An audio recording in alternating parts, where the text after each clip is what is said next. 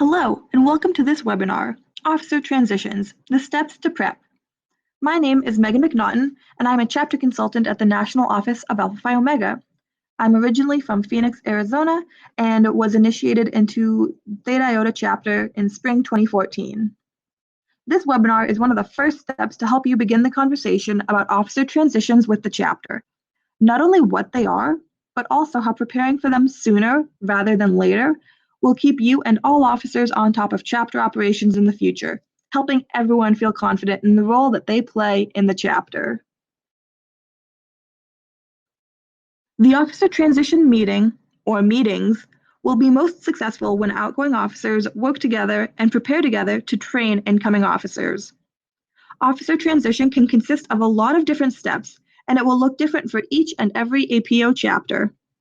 Your chapter's transitions may be a single meeting that includes hands-on training and leadership development, while another chapters may include one-on-one meetings wrapped up by a group session. Like I mentioned, transitions are most successful when officers prepare and are diligent in doing so.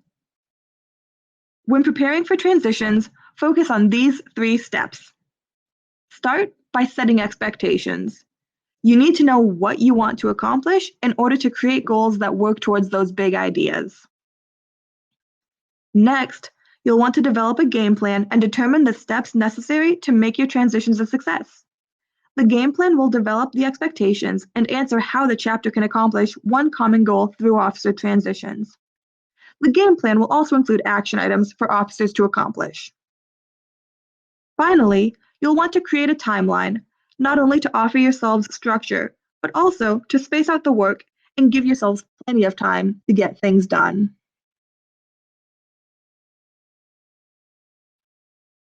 One way to prepare each member for their executive committee role is by setting expectations. Expectations provide a few things to the chapter.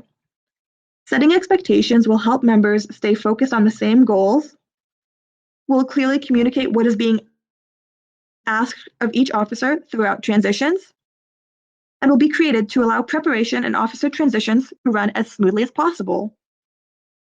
Now, you may be wondering, how do you set expectations?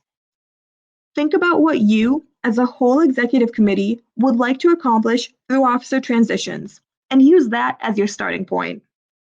Let's say that the overall goal is to make incoming officers feel confident about their new responsibilities before actually having to do them.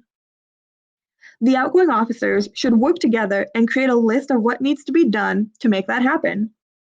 More importantly, what is expected of each officer to get those things done? That could be communicating expectations, meeting expectations, or workload expectations. Whatever that means for you and your chapter, write it down as a team so everyone is on the same page.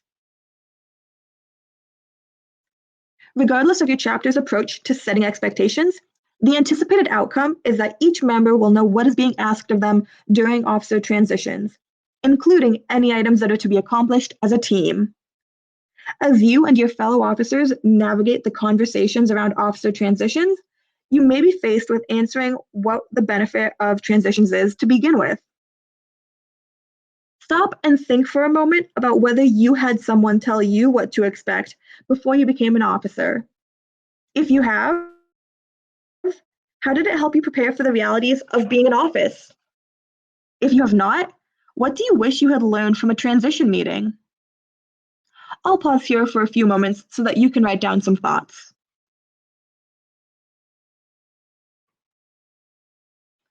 Reflecting on your personal experiences will serve as a great tool as you work through setting expectations for officer transitions.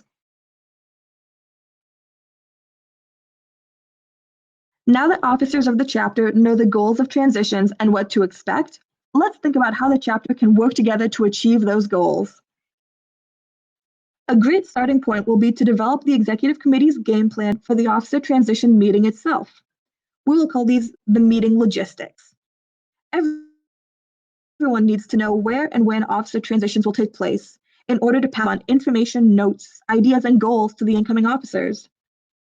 If the chapter plans on hosting numerous meetings, double-check that the correct rooms are reserved at the correct times so that all participants have the opportunity to make their transitions meaningful. In addition to the meeting space that's needed, outgoing officers need to be aware of what resources and training materials to bring or be prepared to deliver. For example, determine if officers will deliver an officer portal training during the transition meeting.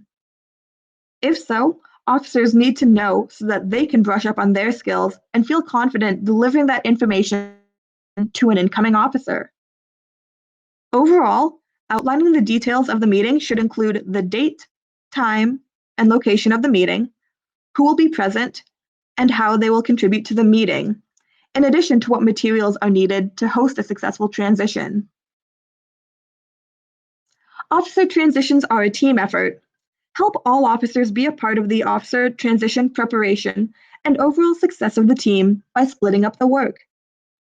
Keeping some sort of chart or list to cross items off of once they're completed may help the chapter gauge progress, how much has been done, and what still needs to be accomplished. Delegation is a great skill that can be utilized here as officers split the task work leading up to the transition meeting. It may be useful to first determine the action items or tasks to be accomplished prior to transitions, and then assigning an officer to oversee or complete handling the care of that item. Transitions can be overwhelming. Whether you and the chapter are completing them for the very first time, revamping the current process, or have done it the same way for years. Focus on one task at a time, and if you ever have questions, make sure you communicate with the rest of the executive committee to tackle each issue together. Chapter advisors can be utilized here to keep the chapter on track and hold officers accountable to the tasks at hand. Connect with your chapter advisors to see what kind of support they are able and willing to provide as the chapter prepares to transition officers. Transitions should be sustainable. Used on a regular basis, the questions asked and conversations held should stimulate growth and communication among officers and actives alike. The path the chapter chooses to follow should be directed by the tasks and goals created through officer transitions. Once the chapter creates a list of items that need to be completed, the next step is to create a timeline to keep yourselves on track. I've written a few examples of items that should be completed over the course of about a month before transitions are meant to occur. For example, about 4 weeks before transitions, everyone should agree on a meeting location and officers should begin updating their resources. About 2 weeks before transitions, someone will want to confirm the location of the reservation, and outgoing officers should write a letter of encouragement or advice to the incoming officers to welcome them to the position.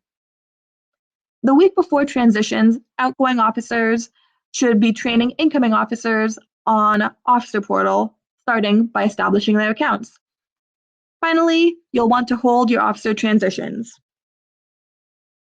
Now, take a moment to write a few tasks you all feel need to be completed prior to completing officer transitions in your chapter.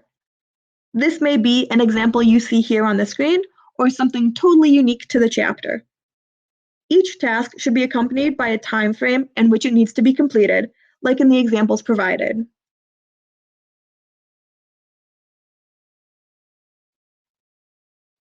Using a calendar, to-do list, or other organizational chart can help you and the rest of the executive committee determine a reasonable timeline for preparing to transition officers.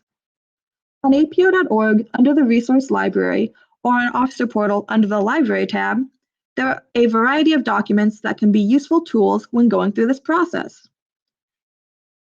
2 of them are listed here on the screen, and I would encourage you to check them out when you have some time. They provide guidance not only in the creation of a calendar for the semester, but also in determining which tasks have concrete deadlines versus ones that offer more flexibility. Utilizing these resources will help you and the chapter prepare for and complete a strong officer transition.